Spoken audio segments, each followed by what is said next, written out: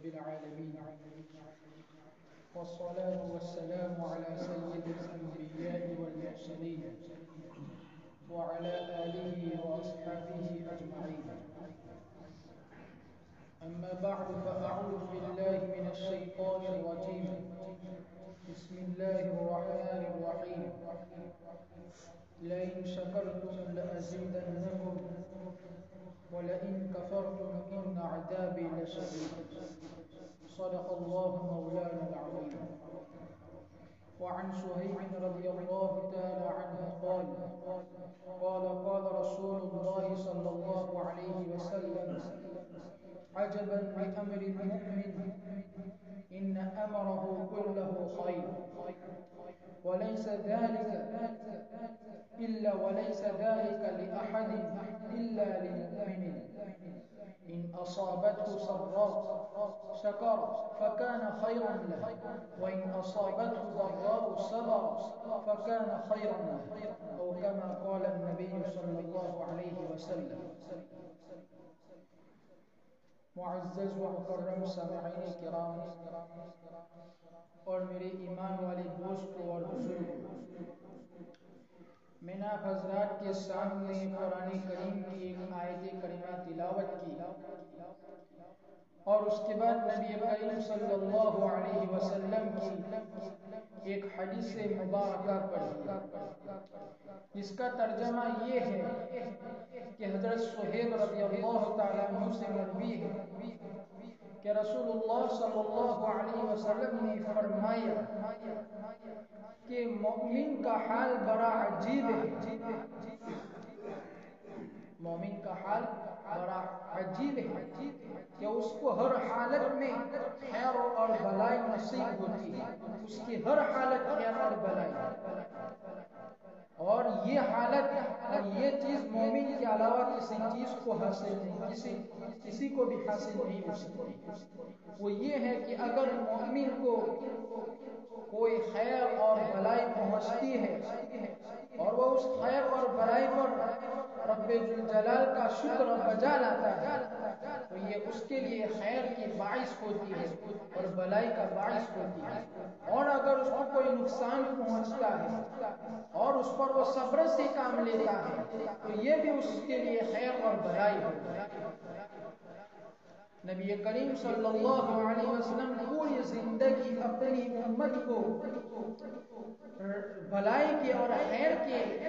راہ پر گامزن کرنے میں مصروف رہے اور اپنی امت کو مستقل ناکامی کے راستوں سے اور برائی کی راہ سے دور کرنے کی تلقین کرتے رہے. اس حدیث کو آپ کے سامنے پڑھا گیا، یہ بھی اسی سلسلے کی ایک کڑی ہے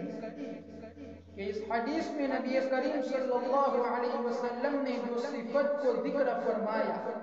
یعنی شکر کی صفت اور صبر کی صفت،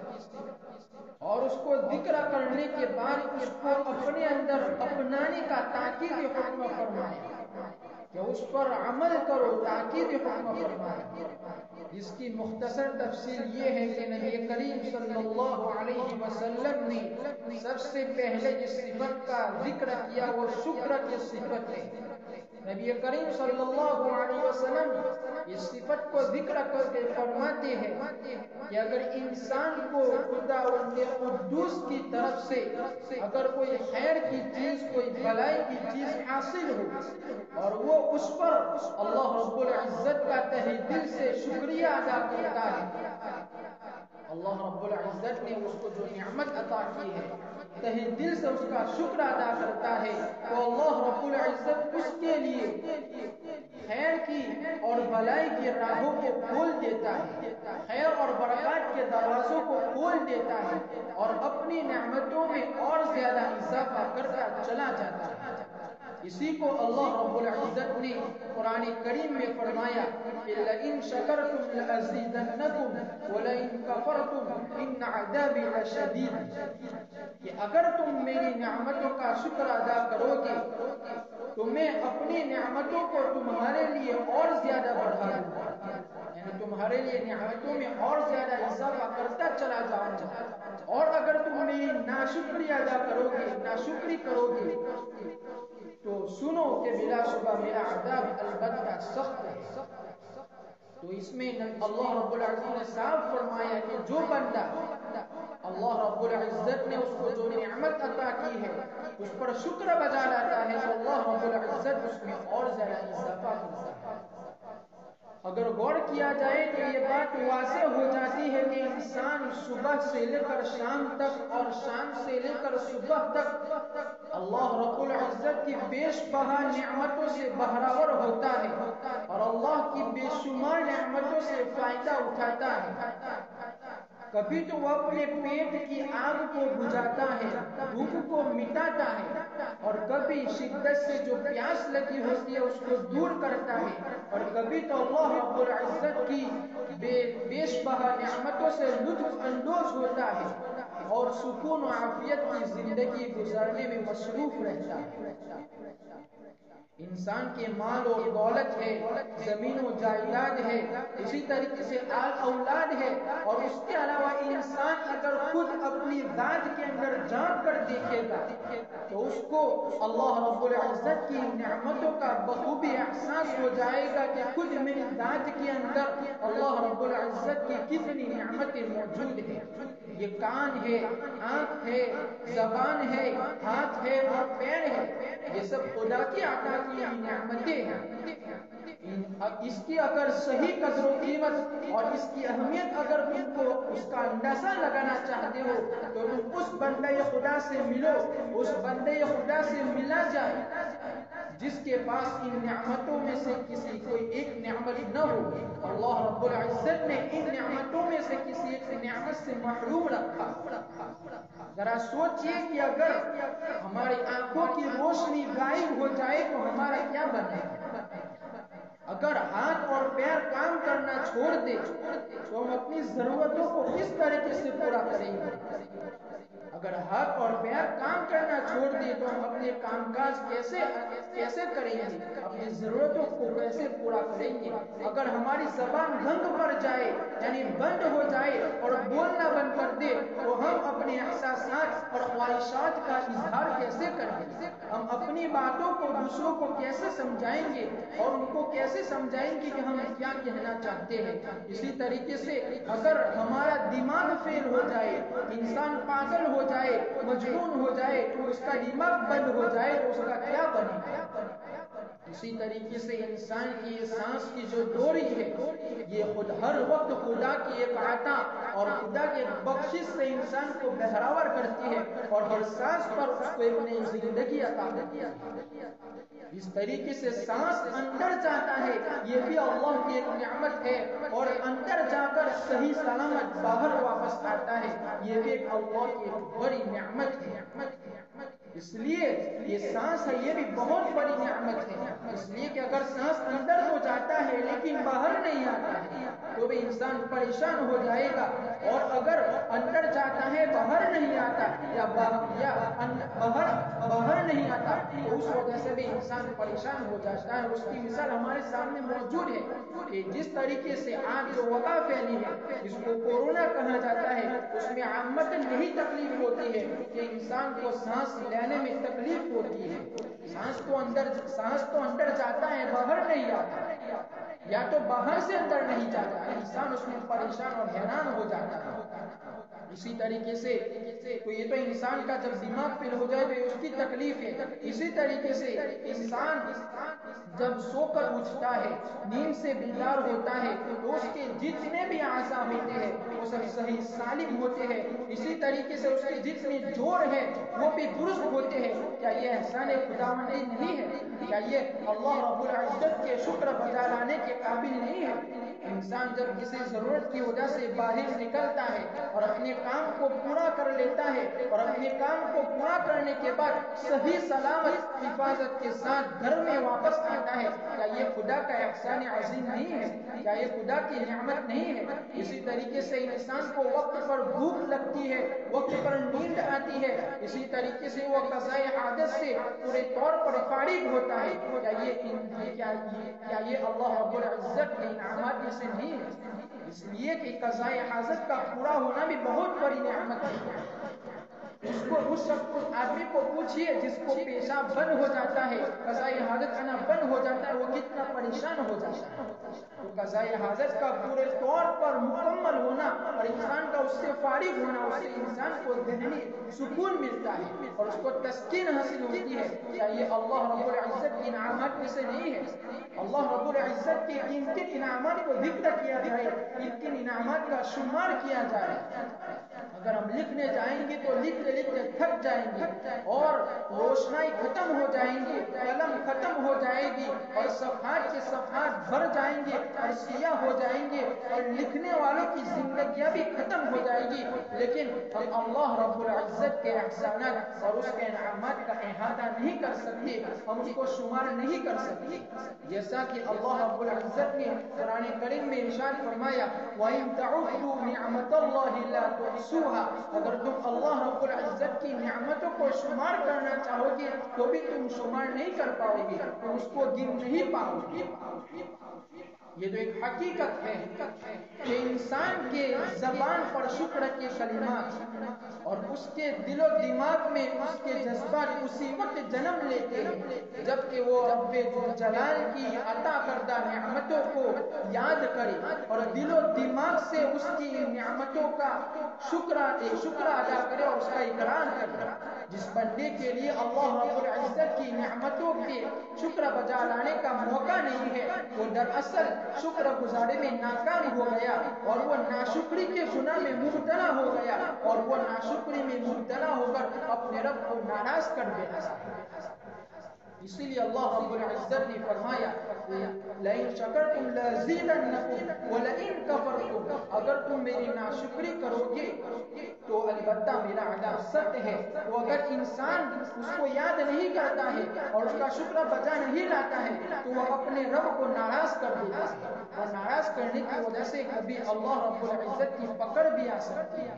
اسی طریقے سے قرآن کریم میں مختلف مقامات پر اللہ رب العزت نے اپنی نعمتوں کو یاد کرنے کا حکم فرمایا ہے، جیسے کہ قرآن کریم میں ایک جگہ فرمایا وَاذْكُرُوا نِعْمَةَ اللَّهِ عَلَيْكُمْ إِذْ كُنْتُمْ أَعْدَاءً فَأَلَّفَ بَيْنَ قُلُوبِكُمْ فَأَصْبَحْتُمْ بِنِعْمَتِهِ إِخْوَانًا، کہ یاد کرو اللہ کی اس نعمت کو جو اللہ رب العزت نے تم پر نازل کی اس حال میں کہ تم آپس میں دشمن تھے، پھر اللہ رب العزت نے تمہارے دلوں میں الفت و محبت کو پیدا کر دیا اور تم آپس میں بھائی بھائی ہوئے۔ یہ دراصل صحابہ کے سلسلے میں منظر کشی کی جا رہی ہے کہ پہلے صحابہ مشرک تھے، پھر کچھ مسلمان ہوئے، کچھ مشرک تھے، تو آپس میں جانی دشمن تھے، مالی دشمن تھے، لیکن جب اللہ رب العزت نے ان کو ایمان کی دولت سے نوازا تو آپس میں ایسے بھائی بھائی بن گئے کہ ایک دوسرے پر جان کو قربان کرنے کے لیے تیار ہو جاتے تھے۔ اسی طریقے سے اللہ رب العزت نے ایک دوسری آیت میں اپنے احسانات کو اور اپنی نعمتوں کو یاد دلاتے ہوئے ارشاد فرمایا یا ایھا الذین آمنوا اذکروا نعمت اللہ علیکم اذ جاءتکم جنود فارسلنا علیہم ريحا وجنودا لم تروها،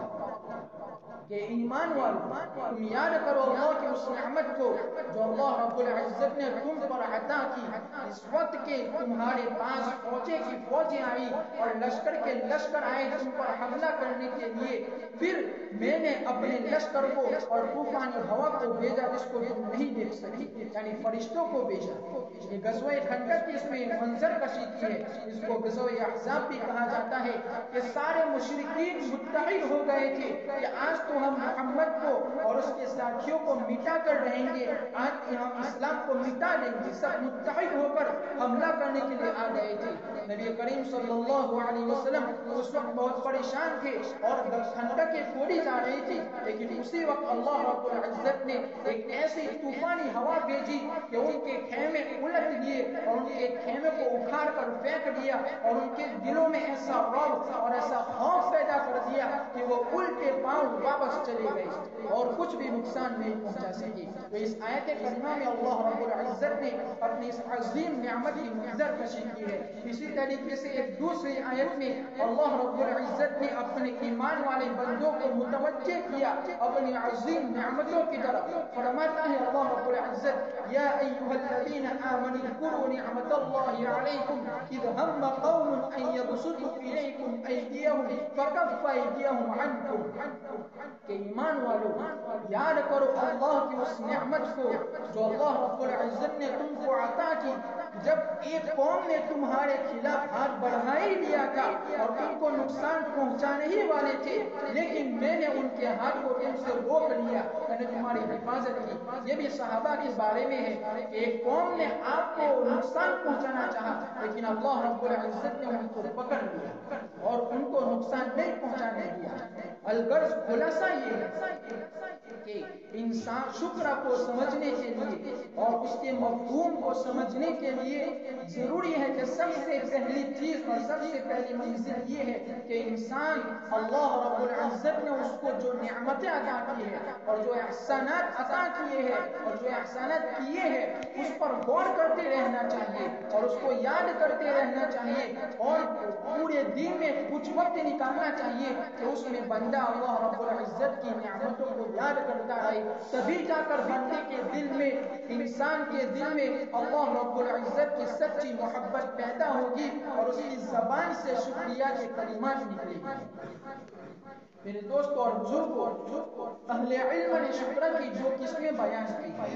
سب سے پہلی قسم تو یہ ہے کہ شکر باللسان یعنی زبان کے ذریعے سے شکر ادا کرنا. یعنی اس کا مطلب یہ ہے کہ اللہ رب العزت نے جو انعامات ہم کو عطا کیے ہیں اور جو احسانات ہم پر کیے ہیں تو ہم اس کی حمد و ثنا کریں زبان کے ذریعے سے اور شکریہ کے کلمات ادا کریں جیسے کہ الحمدللہ بولے اور اسی طریقے سے ہم بولے اللہم لک الشکر و لک الحمد یا اس کے جیسے کوئی کلمات ہم زبان سے ادا کریں تو یہ شکر باللسان ہوا. اسی طرح اہل علم نے دوسری قسم بیان کی شکر بالعمل یعنی عمل کے ذریعے شکریہ ادا کرنا. اس کا مطلب یہ ہے کہ اللہ رب العزت نے بندے کو جن نعمتوں سے اور جن چیزوں سے سرفراز کیا ہے اور نوازا ہے تو عمل کے ذریعے سے اس کا شکر ادا کرنا. اور عمل کے ذریعے سے اس کا شکر ادا کرنا یہ ہے کہ اللہ رب العزت نے جن چیزوں کو جائز قرار دیا ہے انہی چیزوں میں ان نعمتوں کو خرچ کیا جائے اور انہی چیزوں میں ان نعمتوں کو استعمال کیا جائے. اور اللہ رب العزت نے جن کاموں کو حرام قرار دیا ہے اور ناجائز قرار دیا ہے تو ان نعمتوں کو ان حرام کاموں میں صرف کرنے سے استعمال کرنے سے بچے. حرام کاموں میں جو اللہ نے نعمتیں دی ہے اس کو استعمال کرنے سے بچے. مثلا یہ ایک آنکھ ہے یہ آنکھ بھی اللہ کی ایک بہت بڑی نعمت ہے تو اس کا تقاضا یہ ہے اس کا عملی شکریہ کیا ہوگا. اس کا عملی شکریہ یہ ہوگا کہ جو ناجائز امور کی طرف دیکھنے سے منع کیا گیا ہے اس سے اپنی آنکھ کو بچائے جیسے کہ فلم ہے اسی طریقے سے پکچر ہے اسی طریقے سے اجنبی عورتوں کی طرف اپنی آنکھوں کو اٹھانے سے بچائے یعنی بد نظر سے بچے. یہ اللہ رب العزت کی نعمت کا شکر ادا کرنا ہوا. اگر تم ایسا نہیں کرو گے تو تم ناشکر کرنے والوں میں سے ہو جاؤ گے اور ہو سکتا ہے کہ اگر تم ناشکری کرو اور اللہ رب العزت ناراض ہو جائے اور تمہاری پکڑ کر لے تو ہو سکتا ہے کہ تمہاری آنکھوں کی روشنی چلی جائے اور تمہاری آنکھوں کی روشنی کو چھین لے. اسی طریقے سے اللہ رب العزت کی دوسری نعمتیں ہیں ہاتھ ہے اور کان ہے ناک ہے زبان ہے پیر ہے بہت ساری نعمتیں ہیں. ان ساری نعمتوں کو اگر تم جائز کاموں میں جو اللہ رب العزت نے بتائے ہیں اس میں استعمال کرو گے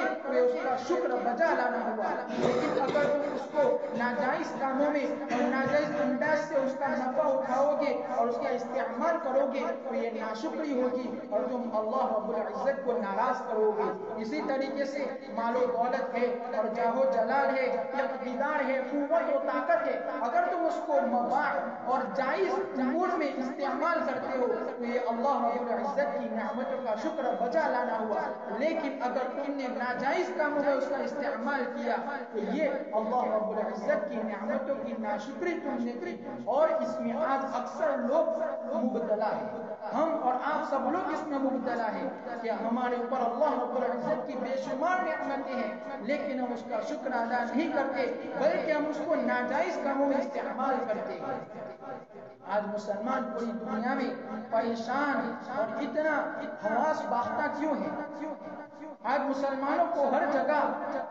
منحوس کی نحوست کی نگاہ سے دیکھا جاتا ہے اور ان کو آتنکواد اور نہ جانے کیسے کیسے القاب سے ان کو پکارا جاتا ہے. ایسا کیوں ہے؟ اس لیے کہ آج ہم نے اللہ رب العزت نے ہم کو جو طریقے بتائے تھے، حضور صلی اللہ علیہ وسلم نے ہم کو جو تعلیمات دی تھی، ہم نے اس کو چھوڑ دیا اور ہم نے غیروں کی تعلیمات کو اپنا لیا. اس لیے ہمارا جو وقار تھا، ہماری جو عزت تھی، اللہ رب العزت نے اس کو چھین لیا، اس لیے کہ ہم نے اس کی نعمتوں کی ناقدری کی اور ہم نے اس کا شکر ادا نہیں کیا بلکہ اس کے احکامات کو چھوڑ کر غیروں کے حکم پر عمل کرنے لگے. اسی بنا پر آج مسلمان ہر جگہ بے بس اور لاچار ہے، اس کی کوئی وقعت اور کوئی عزت ہی نہیں باقی رہی ہے. ہر لوگ اس کو نحوست کی نگاہ سے دیکھتے ہیں. اس لیے ہمیں چاہیے کہ اللہ رب العزت نے ہم پر جو انعامات کیے ہیں، ہم کو جن نعمتوں سے نوازا ہے، ہم اس کا شکر ادا کریں. اب اس کا شکر کا جذبہ کیسے پیدا ہو؟ اور اسی طریقے سے نبی کریم صلی اللہ علیہ وسلم نے حدیث پاک میں جو دوسری صفت فرمائی صبر کی کہ اگر نقصان پہنچے تو صبر کریں. تو اب صبر کسے کہتے ہیں اور صبر کی بھی پھر قسمیں ہیں، تو انشاءاللہ العزیز اس کو آئندہ جمعہ بیان کیا جائے گا. اللہ رب العزت ہم سب کو اللہ تعالیٰ کی اپنی نعمتوں کی قدر دانی اور اس کو جائز امور میں استعمال کرنے کی اور ناجائز امور میں استعمال سے بچانے کی توفیق مرحمت فرمائے. آمین. وآخر دعوانا